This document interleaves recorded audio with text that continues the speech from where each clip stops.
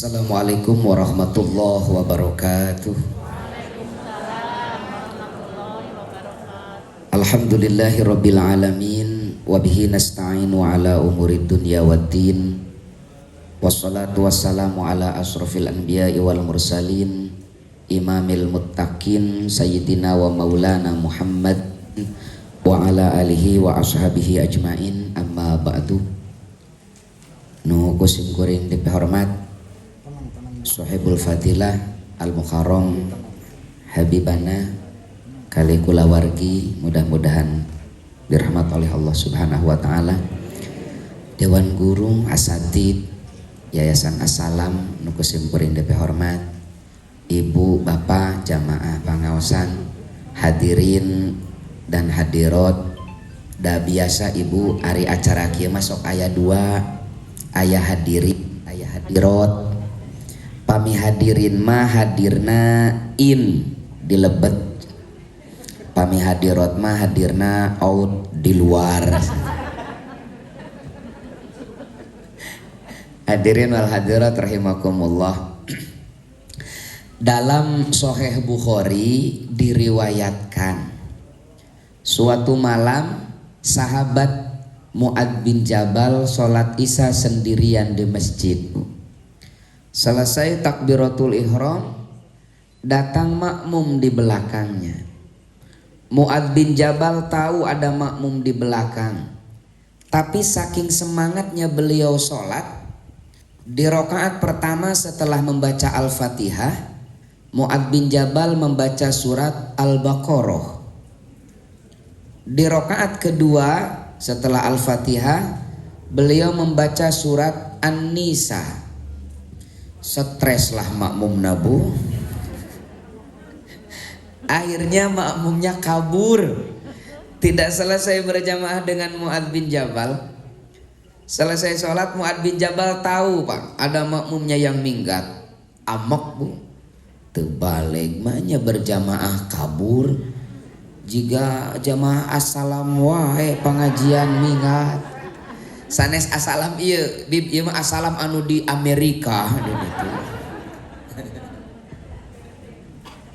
Keesokan harinya sampai kabar pada telinga si makmum tadi bahwa Mu'adz bin Jabal memarahi dia.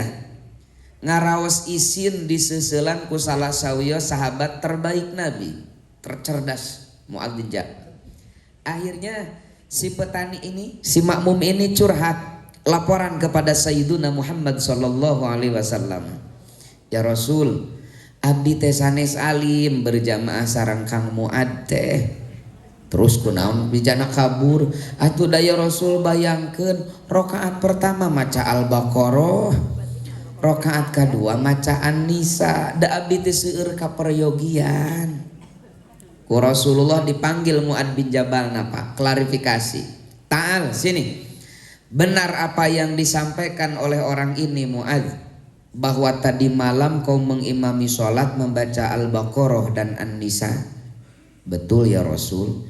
Giliran Rasulullah pak yang marah. Kata Rasul, anta munafir ya Mu'adz, kau itu penyebab orang lari dari agama Allah. Orang ini tidak mau berjamaah karena kau terlalu lama membaca surat di dalam sholat. Kenapa kau tidak baca surat Al-Lail, Ad-Duha, Asy-Syamsi, atau juga orang Bandung Kulhu jenanya? Iya baca Al-Baqarah. Dari hadis ini ibu bapak kita bisa mengambil pelajaran.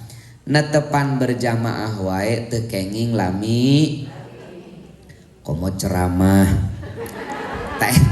gitu bangetan eusi. Ini sekarang sudah jam 10:05, kira-kira dugi tabuh sabaraha?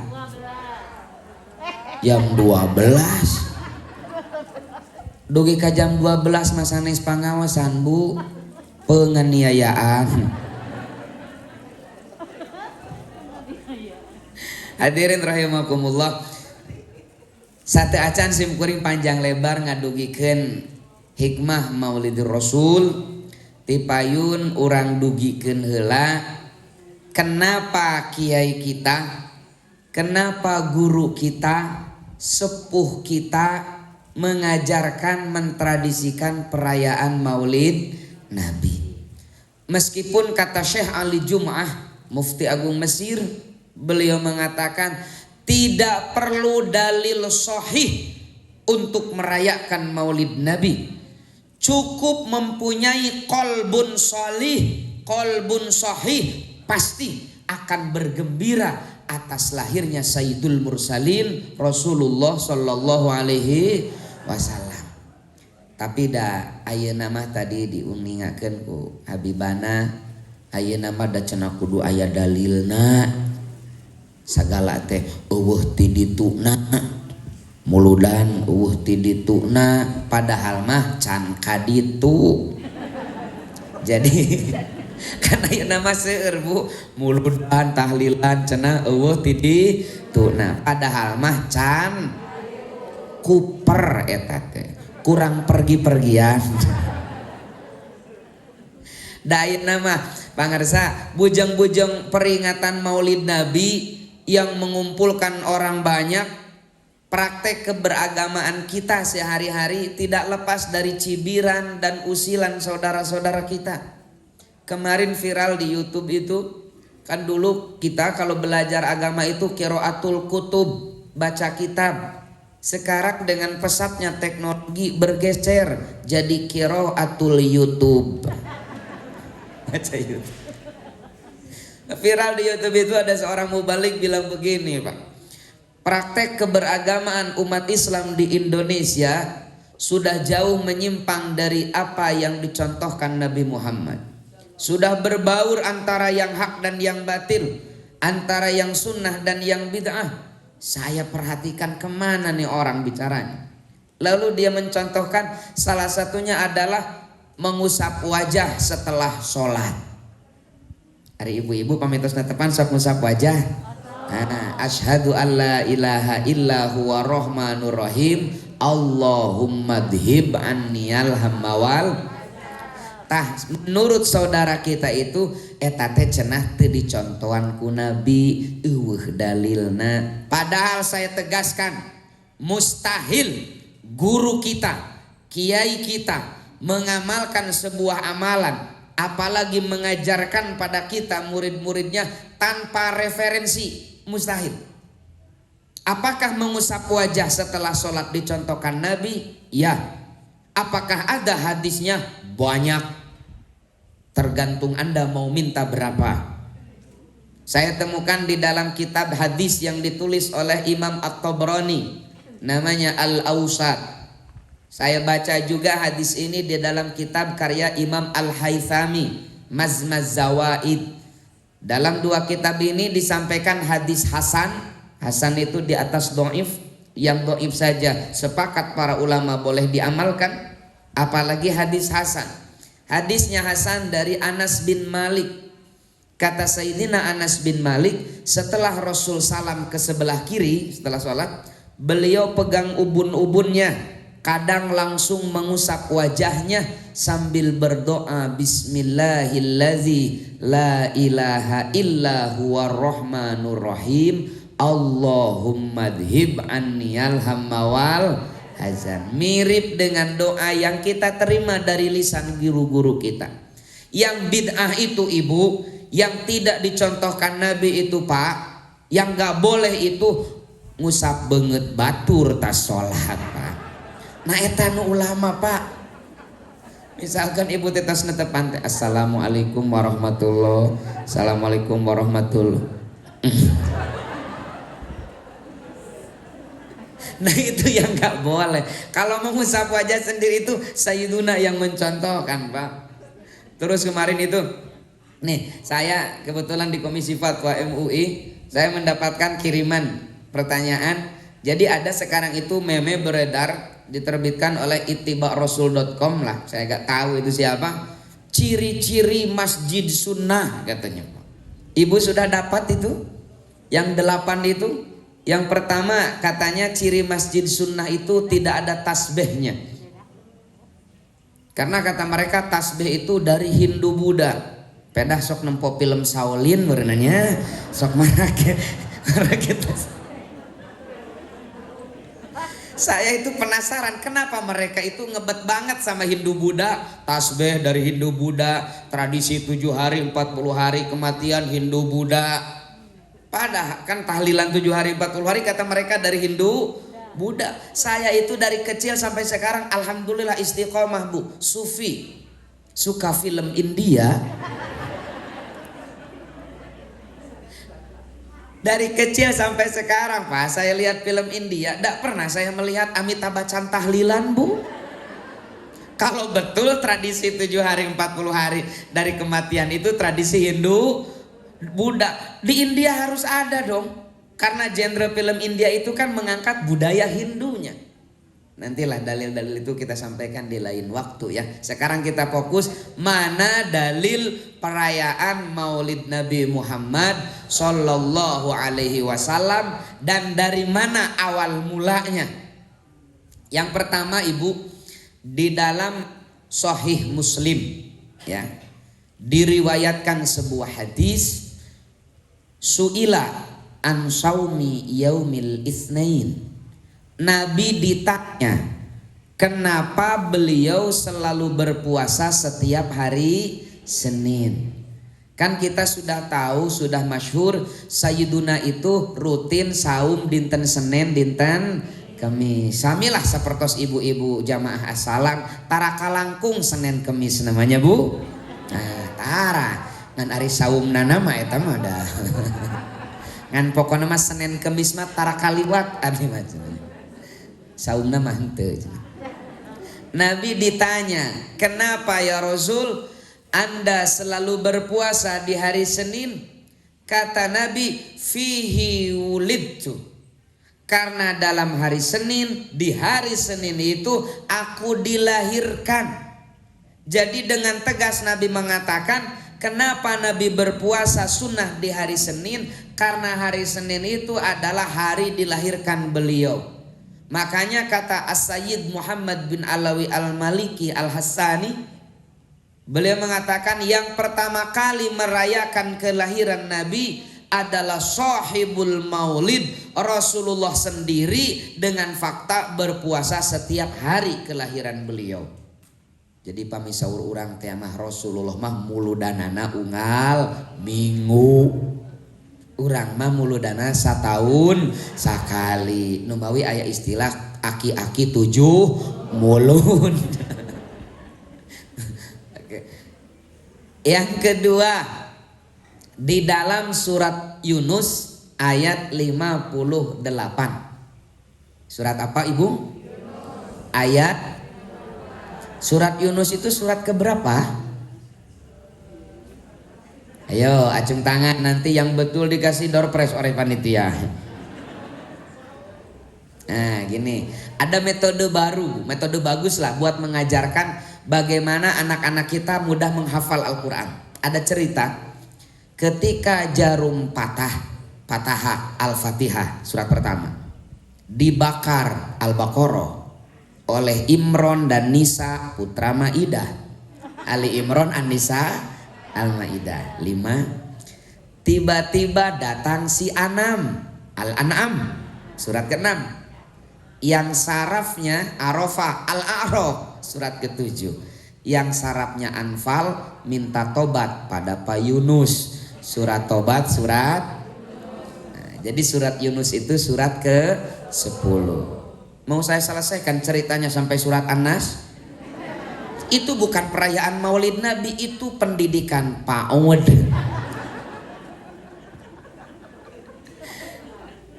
Di dalam surat ke-10 ayat 58 Allah Subhanahu wa taala bersabda, "Qul bifadlillahi wa birahmatihi fabidzalika falyafrahu."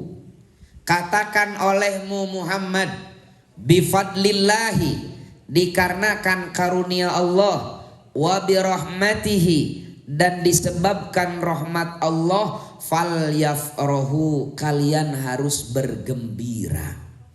Al-Imam Jalaluddin As-Suyuti di dalam tafsirnya Ad-Durrul Mansur fi tafsiri bil ma'thur, menafsirkan ayat ini dengan hadis riwayat Abu Syekh dari Ibnu Abbas. Jadi menafsirkan Al-Quran itu jangan dengan sendiri, Bu. Menafsirkan, memahami Al-Quran itu harus menurut ulama ahli tafsir. Jangan menurut pikiran kita. Jangan mengandalkan terjemah kemudian bisa memahami Al-Quran. Akhirnya sampai pada kasus Nabi Muhammad itu pernah sesat sebelum mendapatkan wahyu dengan memahami wawajadaka dzolam. Kan ada itu, Pak, mubalik yang bilang Nabi Muhammad pernah sesat katanya, Pak. Ya. Oke, kita kembali lagi.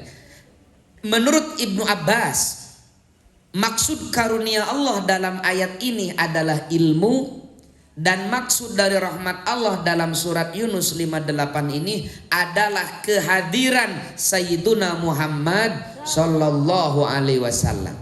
Jadi kalau kita memahami surah Yunus ayat 58 dengan penafsiran Ibnu Abbas itu begini. Katakan olehmu wahai Muhammad, kata Allah, dikarenakan ilmu yang telah Allah anugerahkan kepada kalian, dan dikarenakan Nabi Muhammad yang telah Allah hadiahkan ke permukaan bumi sebagai rahmat bagi semesta, falyafrohu, kalian harus bergembira. Ibu bingah dibabarkan Rasulullah masalah bergembira atas kelahiran Nabi. Al-Imamul Bukhari meriwayatkan sebuah hadis. Ini bisa dicek di dalam Sahih Bukhari juz ketiga. Ada kitabun nikah, panjang, di bawahnya ada bab wa ummahatukumul lati ardha'nakum. Di sana disampaikan sebuah kisah. Suatu malam Sayyidina Abbas bin Abdul Muthalib, paman baginda, tertidur. Dalam tidurnya beliau berjumpa dengan kakaknya, si Abu Lahab. Terus sauyos ke Abu Lahab nyebat si sahur pun biang kade yang di Bandung mah menak wungkul, di Bandung mah bahasa nala lemes, urang Bandung mah boro-boro kata tangi, bujeng-bujeng kawargi, kamusuh weka penjajah anu kafir dan nyebutna teh uwa walana eta teh bakatku sopan ka penjajah ge manggil uwa. Jadi Sayyidina Abbas bermimpi jumpa dengan Abu Lahab yang sudah qaid. Jangan wafatlah sama Abu Lahab itu.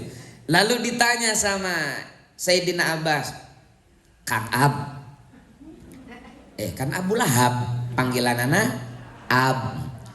Kang Ab, kumaha di alam kubur teh enjoy? Lah bahas boro-boro enjoy, akang teh disiksa unggal poe. Saur Sayyidina Abbas, pantes we akang mah disiksa unggal poe ge da keur di dunya beda kiceupna. Batur mah beriman kepada Allah dan Rasulnya, akang mah ngadon kufur. Batur mah membela perjuangan dakwah Nabi, akang mah ngadon jadi musuh panghareupna. Pantes disiksa. Protes si Abu Lahab, keheula bas cenanya can beres.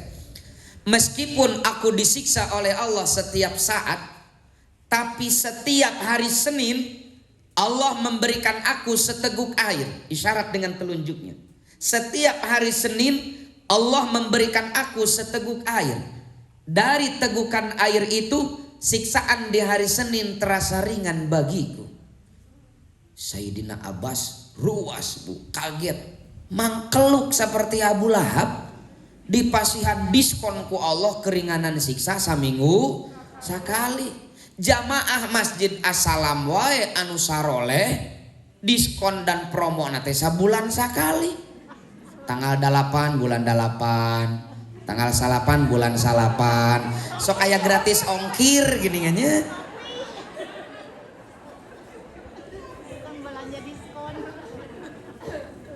Ini si Abu Lahab diringankan siksaannya seminggu sekali. Kata Sayyidina Abbas, amal apa yang pernah kau lakukan sehingga mendapat kemurahan keringanan siksa dari Allah? Kata si Abu Lahab, dulu ketika adik kita Aminah di masa-masa persalinan, aku menyuruh Suwaibah. Suwaibah itu budak atau hamba sahaya dari si Abu Lahab. Suwaibah, adikku sedang masa persalinan, kau berangkat ke rumahnya, bantu-bantulah dia, cuci piring, ngepel, naonlah jung kan itu.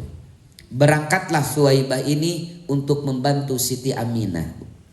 Singkat cerita, Siti Aminah melahirkan Sayyiduna Muhammad SAW. Pulang lagi si Suwaibah ini laporan kepada tuannya, selamat tuan, adik tuan Aminah telah melahirkan dengan selamat seorang bayi laki-laki yang diberi nama Muhammad. Kata si Abu Lahab, aku gembira tiada terkira, bunga amar karena mendengar adikku melahirkan bayi laki-laki. Aku punya keponakan laki-laki. Saking gembiranya aku kasih bonus si Suwaibah. Suwaibah, mulai detik ini kau adalah manusia merdeka. Kemerdekaanmu aku kasih sebagai imbalan atas kabar gembira yang kau bawa tentang kelahiran Muhammad. Hanya itu bas yang pernah kulakukan. Makanya kata Al-Imam Jalaluddin As-Suyuti di dalam kitabnya Husnul Maqsad fi Amalil Maulid, ini kitab khusus tentang dalil-dalil perayaan Maulid Nabi. Ketika menafsirkan hadis ini, Abu Lahab saja yang tidak beriman, Abu Lahab saja yang menjadi musuh utama perjuangan Nabi sempat gembira atas kelahiran beliau, Allah ringankan siksaannya setiap hari Senin. Apalagi kita yang beriman kepada Allah dan Rasulnya, yang selalu berharap agar beliau berkenan mengakui kita sebagai umatnya, bergembira atas kelahiran Sayyiduna. Kata Imam As-Suyuti, saya yakin pahala yang akan Allah berikan kepada kita akan jauh lebih besar daripada apa yang diberikan kepada si Abu Lahab tadi.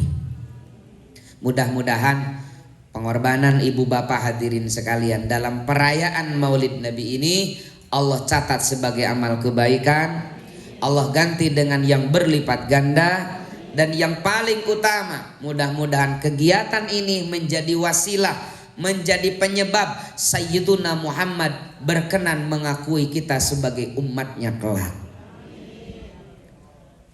Cekap sakitu dalilna bu, cekaplah ya, damaran aranjeun ge dalilna dengan hiji kullu bid'atin dolalah, itu hadisnya bu, all in one ya.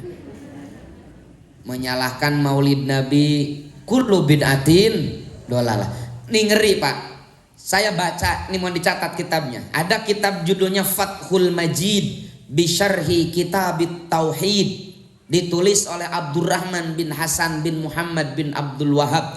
Dia mengatakan bahwa merayakan Maulid Nabi, memperingati haul para aulia, haul para ulama, nau'un minal ibadati lahum, itu adalah satu bentuk penyembahan terhadap mereka.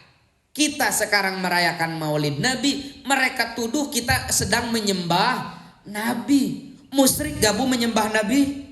Musyrik. Makanya tadi Habibana mengatakan kita sedang sekarang itu mereka tuduh sebagai musyrikin karena sedang merayakan Maulid Nabi.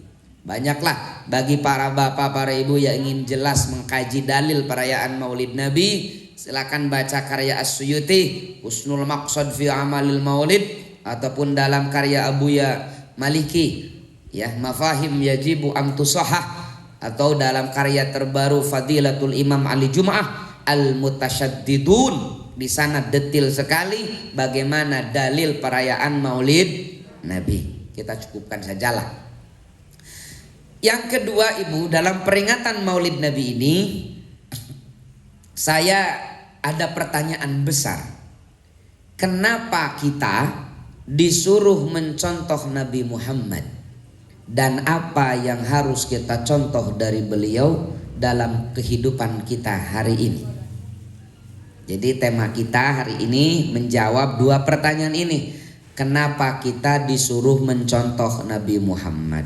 Qul in kuntum tuhibbunallah fattabi'uni yuhibbukumullah. Kalau kita mencintai Allah, maka ikutilah, teladanilah, contohlah Nabi Muhammad sallallahu alaihi wasallam. Kenapa? Saya mau tanya ibu. Bu, kalau ada orang yang nyuruh ayam nyontoh kambing, kira-kira yang nyuruhnya punya pikiran enggak? Kenapa? Beda jenis. Ayam itu nyontohnya harus sama ayam lagi. Kambing itu dicontohnya ya kambing. Manusia mencontohnya ya kepada manusia. Kita manusia, Rasulullah juga manusia. Jadi jangan menganggap Rasulullah itu Superman yang datang dari luar angkasa, Bu. Innama ana basyarum mithlukum. Aku ini manusia seperti kalian, kata Nabi. Jadi Rasul manusia, kita juga manusia. Wajar dong kalau manusia disuruh mencontoh manusia, karena memang itu harusnya. Yang tidak wajar itu kalau kita manusia disuruh mencontoh malaikat. Nih yang ribet. Malaikat itu sama BLT gak suka, Bu. Coba tanya Pak Lurah, pernah gak malam-malam di demo malaikat karena tidak kebagian bansos? Gak pernah. Kalau masyarakat kita ya ngomel, Bu. Gak kebagian bantuan COVID kemarin kan banyak yang protes. Saya sebenarnya bergembira ya, bersyukur ketika melihat berita banyak masyarakat yang komplain kepada lurah, kepada RT, kepada RW, yang marah kepada pemerintah karena tidak kebagian bantuan COVID ini. Saya gembira. Kenapa? Ini tanda bahwa kiamat masih jauh, Bu. Soalnya kata Nabi, kalau kiamat sudah dekat, kita mau sedekah pun tidak akan ada yang nerima. Itu ciri kiamat sudah dekat. Kalau kita mau sedekah tidak akan ada yang nerima. Sekarang yang gak kebagian sedekah itu protes. Berarti kiamat masih jauh. Santai saja. Tapi ibu bapak, meskipun Sayyiduna Muhammad manusia seperti kita, jangan dibandingkan, jangan disamakan kualitasnya. Kalau diibaratkan Rasulullah itu batu, kita juga batu. Cuma bedanya Rasulullah itu batunya batu intan berlian, yang sebesar itu harganya jutaan. Kalau kita batu tapi batu koral, yang satu dump truck itu cuma 500.000. Sama batunya tapi kualitas dan harganya beda. Mana bedanya kualitas kemanusiaan Nabi dengan kita? Nih, ini adalah kesempatan, perayaan Maulid Nabi ini adalah kesempatan kita mengenal lebih dekat sosok idola kita, sosok imam kita, sosok panutan kita lebih dekat. Ya. Bagi para ibu, para jamaah yang ingin detil memahami sisi pribadi, sisi fisik Sayyiduna, silakan baca Asy-Syama'il Muhammadiyah karya Imam At-Tirmidzi. Di sana lengkap disampaikan, hatta disampaikan ketika Rasulullah wafat, di jenggotnya terdapat 17 uban. Sampai sedetil itu, Bu. Nah, kita akan singgung mana sisi kemanusiaan Nabi yang beda dengan kita. Pertama, Pak, kita manusia suka buang air kecil. Nabi Muhammad juga manusia suka buang air kecil.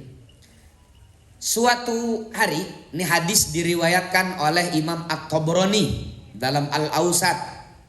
Rasul sedang menginap di rumah istrinya, Ummu Salamah.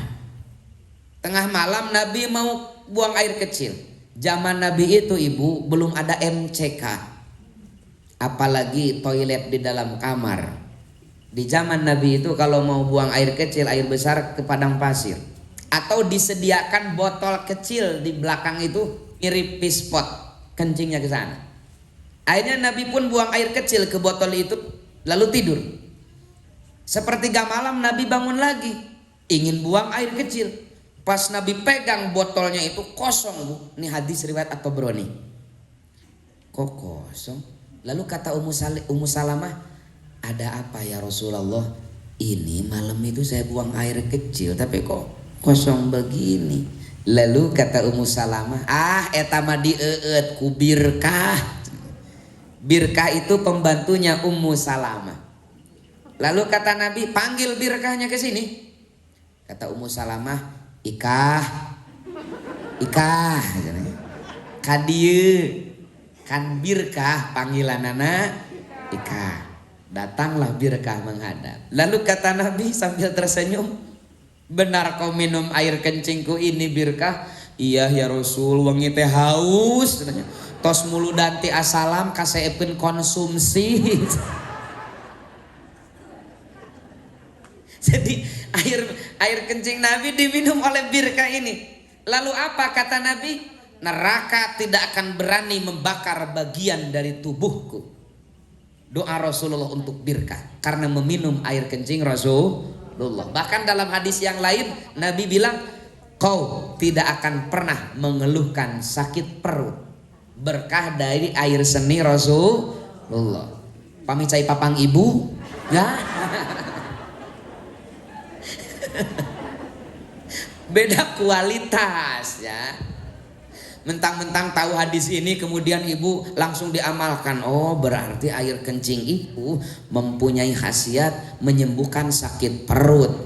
Besok ibu sakit perut meminum air kencing sendiri, insya Allah mencret bu. Beda kualitas. Kedua, kita manusia berdarah.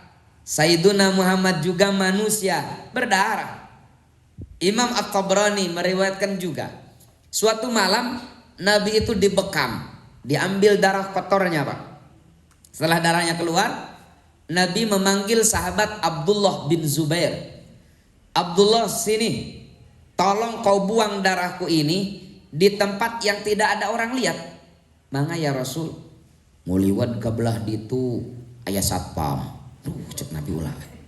Muliwat kebelah dieu aya pamuda keur gapleh jadinya. Cek Nabi ulah aya nu ningali.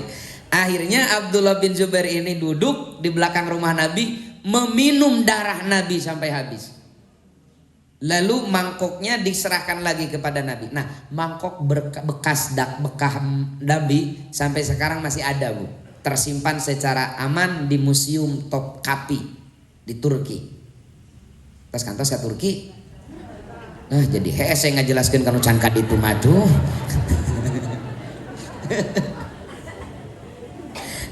Kata Abdullah bin Zubair, mangga ya Rasul, aman. Ayo ningali moal. Lalu Nabi sambil tersenyum diinumnya. Gening terang ya Rasul, pan eta na kumis nyangsang sabare. Muhun ya Rasul. Dieueut ku abdi. Kata Nabi, kau akan jadi fitnah bagi manusia dan manusia akan menjadi fitnah bagimu. Ketika Nabi masih hidup, para sahabat tidak paham apa maksud perkataan Nabi ini. Baru di masa Khalifah Yazid bin Muawiyah, kan Mekah pada saat itu oposisi terhadap Yazid bin Muawiyah. Diserbu bu Mekah itu sampai Ka'bah itu retak-retak oleh senjata pasukan Yazid bin Muawiyah. Yang pertama kali berada di garda terdepan, paling depan membela kesucian tanah haram dari serbuan tentara Yazid adalah Abdullah bin Zubair ini Pak. Meskipun beliau sudah sepuh. Pas ditanya, kenapa Anda mempunyai kekuatan sehebat itu? Kata Abdullah, ini adalah berkah dari darah Rasulullah Sallallahu Alaihi Wasallam. Makanya kata Al-Imam Nawawi di dalam Al-Majmu' Syarah Muhadzab, dari hadis ini Syafi'iyah, ulama Syafi'iyah sepakat, apa yang keluar dari jasad Nabi suci, air seni Nabi suci. Buktinya diminum oleh Birkah, Nabi tak marah. Kalau najis pasti beliau marah. Darah Nabi suci, buktinya diminum oleh Abdullah bin Zubair, Nabi tak marah. Kalau najis pasti Nabi marah. Sudah kelihatan nih bedanya. Satu lagi, kita manusia berludah, Nabi juga manusia berludah ibu. Syafi'ur Rahman Al-Mubarak Furi, penulis Tuhfatul Ahwazi Syarah Sunan At-Tirmidzi, ya, penulis kitab tarikh terkenal Ar-Rahiqul Makhtum. Beliau menyampaikan satu riwayat dalam Rahiqul Makhtum, ketika Nabi hijrah dengan Sayyidina Abu Bakar Siddiq sampai di Gua Sur untuk sembunyi. Nabi mau masuk, kata Sayyidina Abu Bakar, jangan dulu ya Rasul, saya mau cek dulu, takut di dalam ada apa-apa. Monggo, dibersihkanlah oleh Sayyidina Abu Bakar Gua Sur itu. Dan benar Bu, ada kalajengking yang menyengat tangan Sayyidina Abu Bakar, bengkak sakit, tapi ditahan sama Abu Bakar. Singkat cerita diusirlah kalajengkingnya. Ya Rasul silakan masuk, sudah aman. Nabi masuk, lalu Nabi istirahat, tidur. Sayyidina Abu Bakar muriang Bu, panas tiris, kedaik sare. Islami Rasulullah gugah melihat wajah Abu Bakar yang pucat dan tidak tidur. Lalu kata Abu Bakar, kata Sayyidina, kenapa kau pucat begitu Abu Bakar? Takut kau dikejar-kejar Quraisy? Enggak ya Rasul. Sayang kau meninggalkan Mekah? Enggak. Terus kunaon eta jiga nu sepa? Lalu Sayyidina Abu Bakar memperlihatkan tangan yang bengkak. Tangan disengat kalajengking ya Rasul. Lintah tadi atuh ka dieu. Bismillahirrahmanirrahim. Tuh diludahan, diusap. Harita keneh nu asalna bareuh janten kempes, asalna nyanyautan teu karaosna naon, bahkan bekas sengatan kalajengking pun hilang tak berbekas. Barokah ludah Rasulullah. Pengen coba ibu yang ludahin. Enjing ibu kacugak di Ciduhan ku Pak Kiai Jenal, insya Allah bengkak campur atel Bu. Kenapa? Beda kualitas. Masih banyak lagi lah. Seru loh kalau melihat sosok Nabi secara detil itu. Satu lagi ya Bu. Oke. Kita manusia berkeringat. Sayyiduna juga manusia berkeringat. Imam Muslim meriwayatkan hadis sahih dari Anas bin Malik. Ketika di musim panas suatu hari, kata Anas, Nabi singgah istirahat di rumah kami. Lalu beliau tidur, keringatnya bercucuran. Ibuku, nama ibu Anas bin Malik itu Ummu Sulaim.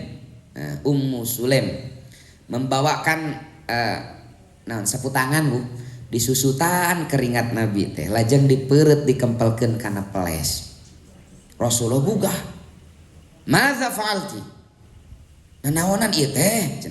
Saur Ummu Sulaim, aku himpun keringatmu di dalam botol ya Rasul, akan aku jadikan parfum, karena keringatmu lebih harum dari semua parfum yang pernah aku cium.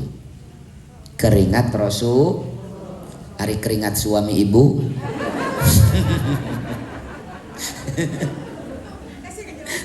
Beda kualitas. Kapan-kapan lah kita kaji secara detail bagaimana alis Nabi, bagaimana hidung Nabi, lengkap Pak.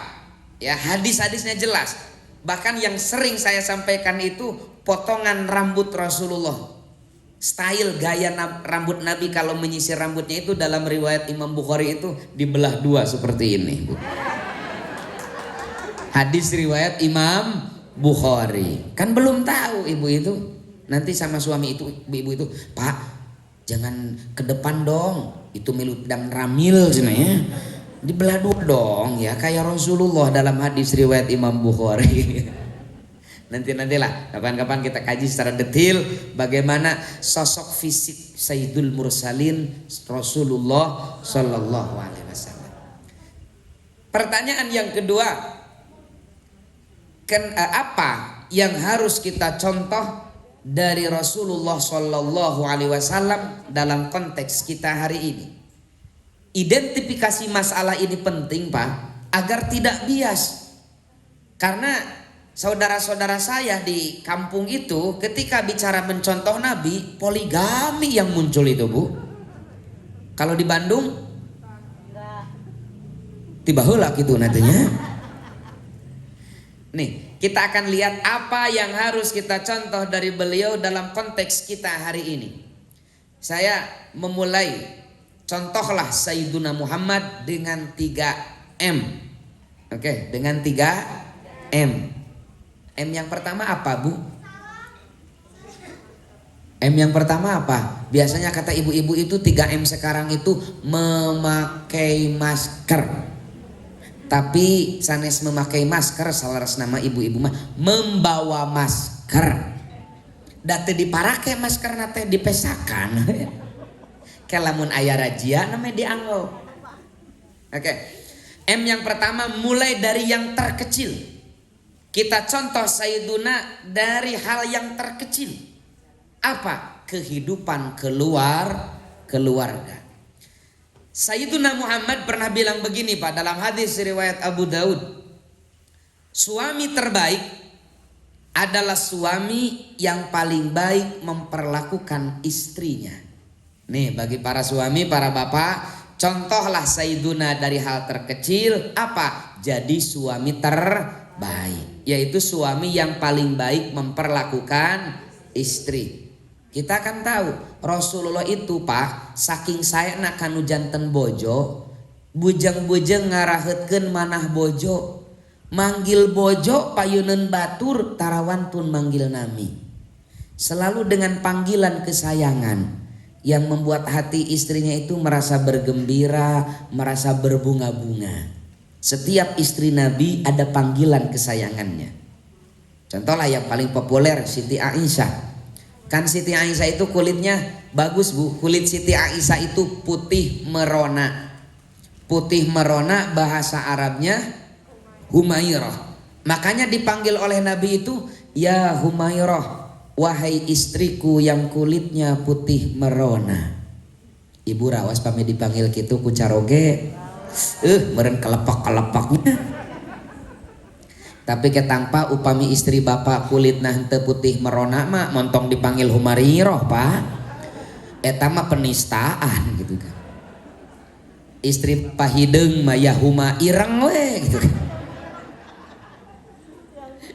Enggak, maksud saya itu panggil mama, panggil bunda, panggil umi, da saur sepuh bahasa mah teu meser. Nah Rasulullah itu Pak memperlakukan istrinya sebegitu indahnya. Lalu pertanyaannya, kalau istri terbaik bisa mencontoh pada Nabi? Bisa gak ibu-ibu menjadi istri terbaik mencontoh Nabi? Bisa gak Bu? Gak bisa, karena Nabi itu bukan seorang istri, tapi seorang suami. Makanya ibu-ibu tidak bisa mencontoh bagaimana istri terbaik kepada perilaku Rasulullah, karena Rasulullah itu posisinya sebagai suami. Lalu pada siapa dong? Pada istri-istri Rasulullah. Bagaimana istri-istri Rasulullah itu? Yang paling baik itu adalah Khadijah. Yang paling bagus itu adalah Khadijah. Bahkan saya baca dalam riwayat Bukhari dan Muslim, kalau Rasulullah mempunyai rizki Bu, menyembelih kambing lalu membagi-bagikan dagingnya kepada sahabat-sahabat Khadijah. La inkana yadbahu syata thumma yaqul idhabu bidhi ila fulanah fa innaha sadiqata Khadijah dalam teksnya. Kalau Nabi punya rizki, Nabi menyembelih kambing lalu daging dibagikan, tolong nih kasih ke Ibu Haji Imas, beliau itu teman pengajiannya Khadijah. Nih kasih ke Ibu Ida, beliau itu teman SD-nya Khadijah. Seperti itulah. Jadi selalu memuliakan kerabat-kerabatnya Khadijah itu. Lalu wa yuksiru min dzikriha, dan Nabi itu banyak menyebut-nyebut kisah dengan Khadijah yang membuat Siti Aisyah cemburu Bu. Ya. Makanya di orang tua kita mentradisikan manakib. Nah, suka ada manakib Bu. Nah, manakib itu membacakan biografi. Kan ada saudara kita yang bilang, gak boleh manakiban itu, kultus, bid'ah itu. Nabi belum mencontohkan. Ini hadisnya Bukhari. Wa yuksiru min dzikriha. Nabi itu sering menceritakan kehidupan dan kisah Khadijah. Kan manakib itu. Misalkan begini. Kata Nabi, dulu waktu ada Khadijah, Ketika ceramah begini suka ada makanan di meja itu. Sekarang Khadijah telah almarhum, cai we ungkul. Nah gitu ya, sehingga sanes nyiniran di Mas Sanes kan iya mak ngetang silih emutan we gitu.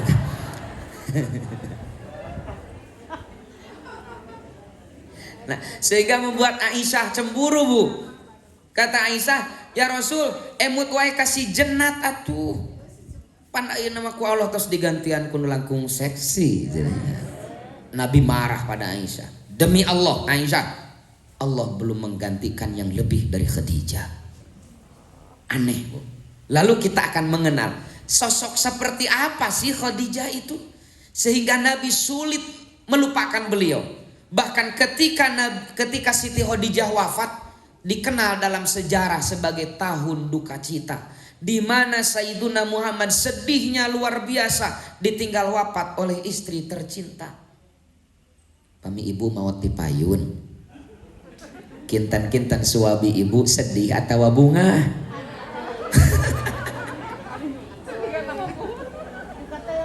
Kabayang pas ibu beres ditahlilkeun 7na, suami ibu teh nyauran murang kali istri, mak teteh ka dieu bapak rek wasiat ayeuna si mamah geus almarhum, bapak titip lamun teteh jaga dewasa, lamun teteh jaga jadi istri kadeknya teh ulah seperti almarhum si mamah. 20 tahun bapak berumah tangga jeung si mamah, da gawena teh ngarudetkeun hate bapak we. Tapi alhamdulillah pitulung ti Allah si mamah teh pondok umur.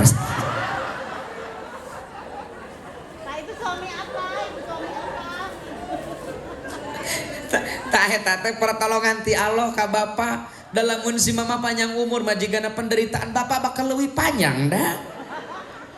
Buktina pas ayeuna karek saminggu si mamah dikurebkeun tuh tingali tensi darah bapak jadi normal pak.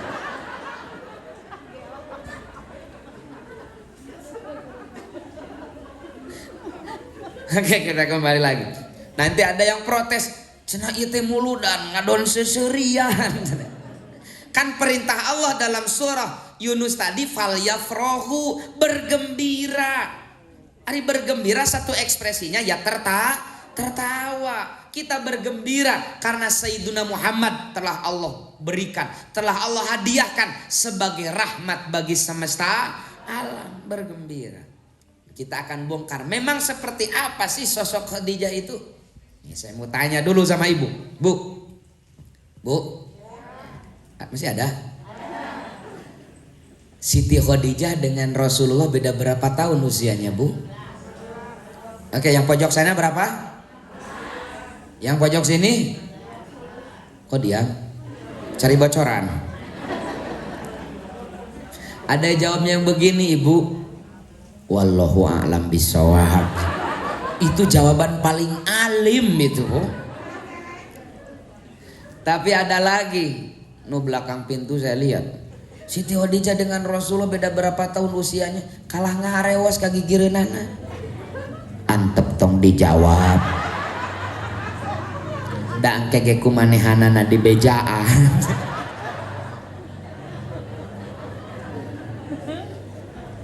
Ibu, waktu Siti Khadijah dinikahi oleh Sayyiduna usianya 40.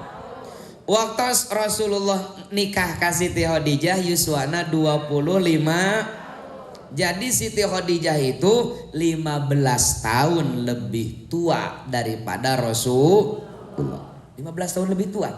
Tapi ibu, saya baca beberapa riwayat kalau Siti Khadijah duduk berdampingan dengan Sayyiduna Muhammad tekatawis benten yuswana. Jika seumuran padahal 15 tahun lebih tua. Ini artinya apa? Ini mohon dicatat.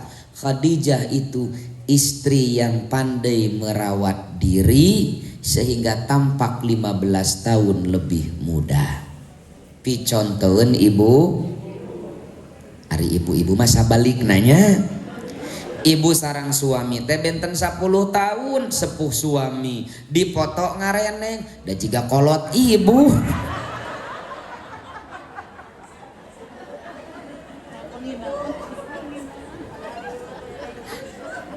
Nih kalau pamisaur urang Tasik mah nu kitu teh ibu-ibu bermutu, bermuka tua.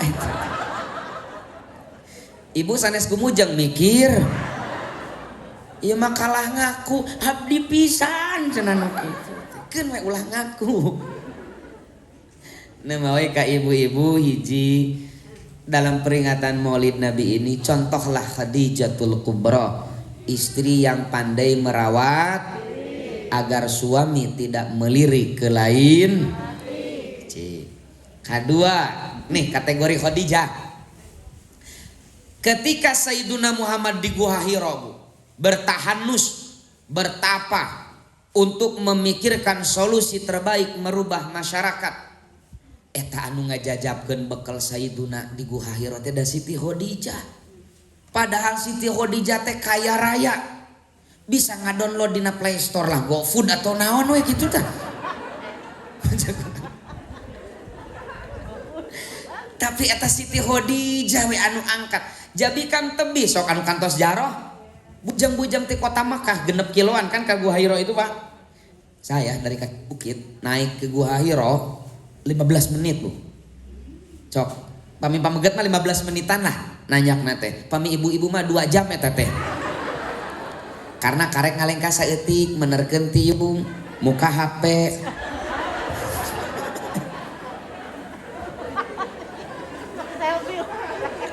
Lah teu da ayeuna mah Gusti usum eta teh selfie teh. Sakinten di Gua Hira, Pak, ieu keur towa pas selfie. Sareuheun selfie di kamera. Kumaha? Labbaik Allahumma labbaik. Aya mutawina nya ketua jamaahna sugan marek nyarek kalah. Walah. Kalah nurutan.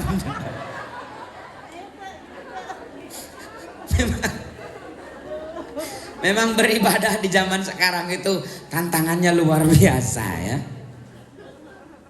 Oke, kita kembali lagi. Siti Khadijah anu angkat ngajajapan bekal Rasulullah di Gua Hira. Poin kedua, Khadijah itu istri yang pandai melayani suami. Hari ibu makan suruh bapak teh, mah kopi lah, mangga ka dapur. Kasih bibi lain ku ibu, bi bapak kopi, ulah loba teh gula nanya 2 jeung mama. Harusnya kita yang menyuguhkan itu, Bu, sebagai wujud cinta dan bakti kita kepada suami.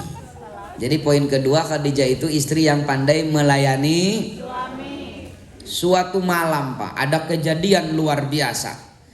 Ketika Sayyiduna seorang diri termenung bersedih hati, berurai air mata di puncak gua, memandang ke seantero Mekah dengan penuh kesedihan. Sudah berbulan aku bertahanus, berbulan, bertahun-tahun untuk memikirkan solusi, tidak ada solusi. Akhirnya fahada, nih wawajadaka dzolan fahada. Nabi dzolan dalam surat itu artinya bingung, bukan sesat. Nabi bingung bagaimana merubah masyarakat. Fahada, Allah memberikan petunjuk dengan mengutus sesosok makhluk yang belum pernah dikenal oleh Rasulullah sebelumnya. Tiba-tiba Rasul sedang bersedih hati, datang makhluk asing memegang erat Sayyiduna dan berkata, Iqra, baca. Nabi ruas, refleks ngawal, teu bisa maca. Eta kalah leuwih tarik, baca. Jigana Nabi ngajawabna leuwih tarik, teu bisa maca. Dari reaksi mah kumaha aksi. Terakhir lisan Sayyiduna ditutup oleh makhluk itu, lalu si makhluk tersebut membacakan kalimat-kalimat yang belum pernah didengar oleh Sayyiduna sebelumnya. Kata makhluk itu, Iqra bismi rabbikal ladzi khalaqal insana min Iqra wa rabbukal alladzi 'allama bil 'allamal insana ma lam. Mani betahnya maca teh tungtungna eungku.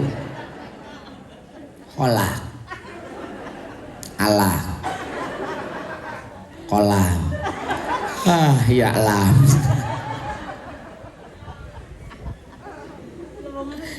Setelah membacakan ayat-ayat itu ibu, plus makhluk itu hilang. Pamisaur budak kurang teana, makhluk itu datang tak diundang, pulang tak diantar. Jaya langkung Jibril, jaya langkung lagi malaikat Jibril itu. Sebagai manusia biasa, Nabi itu takut pak. Kebayang sama kita, sendiri tengah gunung, tengah malam, tiba-tiba ada yang demikian. Nabi takut, dibuburannya itu turun kabur ti Guha Hiro ti Tatarajong ngan duka pegat duka henteu senalna teh beb da poeknya. Sampai ke rumahnya dalam keadaan ketakutan, saking takutnya menggigil seperti kedinginan. Lalu dibuka oleh Khadijatul Kubro pintunya, terlihat suami seperti kedinginan. Khadijah bawa sang Nabi itu ke rumah, lalu ditidurkan dan diselimuti. Jammiluni, jammiluni, selimuti aku kata Nabi. Disimutan. Tadina lebet salimut Rasulullah hari wus ibu. Terang orang dia hari wus. Kieu tah hari wus teh. Bieu di Guha Hiro aya nu kieu gitu tah. Hatinya resah, perasaannya gelisah, ketakutan menghantuinya. Dan ibu tahu, ketika hati Sayyiduna resah, perasaannya gelisah, ketakutan menghantuinya, tiba-tiba keluar dari lisan istri tercinta kalimat-kalimat yang menyejukkan hati suami seperti embun menghujani bumi. Kata Siti Khadijah itu, suamiku, aku mengenalmu bukan 1-2 tahun, aku mengenalmu puluhan tahun. Kau itu orang baik, ucapan, perilaku, dan statusmu di Facebook belum pernah menyinggung orang. La takhaf wa la tahzan, jangan takut, jangan bersedih. Yang terjadi barusan di Guha Hiro adalah kebaikan, karena kau orang baik suamiku. Tenang langsung ibu hati Sayyiduna itu. Pertanyaannya, sama siapa ditenangkannya? Poin ketiga, Khadijah itu istri yang pandai menenangkan hati suami. Pertanyaan buat ibu-ibu. Bu, salami ibu dipihukum ku caroge. Ibu sering nenangkeun manah caroge, atanapi sering ngarudet.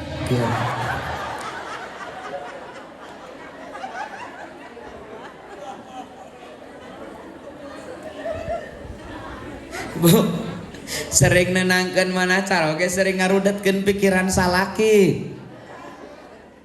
Kabayang pak, upami nu janten Siti Khadijah ibu-ibu zaman ayeuna, pas Rasulullah hari wus bieu di Guha Hiro aya nu kieu da dijawab teh meureun kieu, atuh da bapak mah ulin wae tengah peutingnya, haik cicing geura atuh di imah cenanya, awas ya isukan mah datang deui geura kop.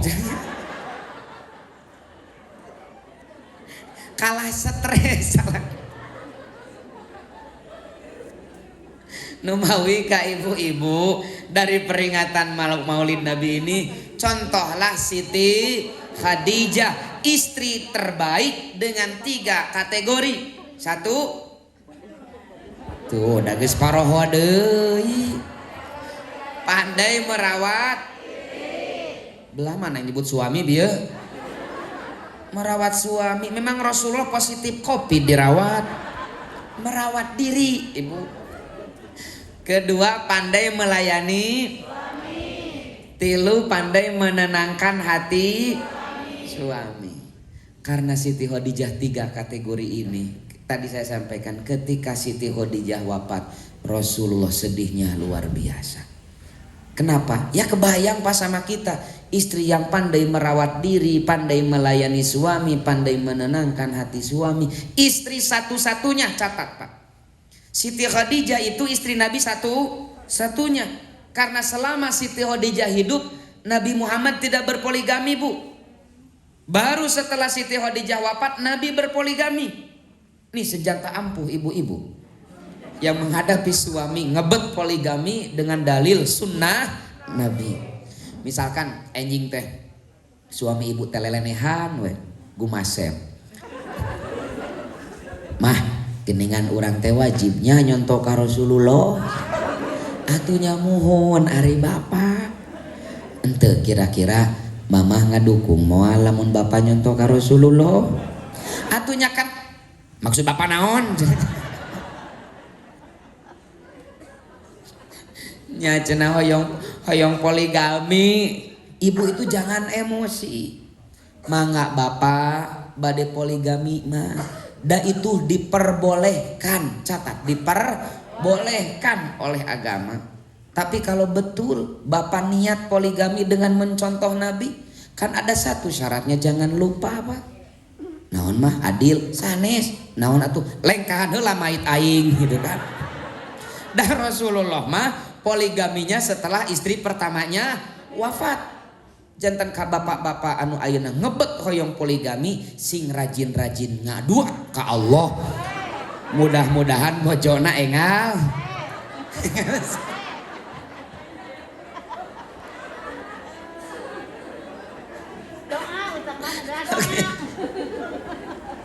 Oke, kita kembali lagi. Jadi satu, apa yang harus kita contoh dari Nabi Muhammad? Satu, mulai dengan 3M.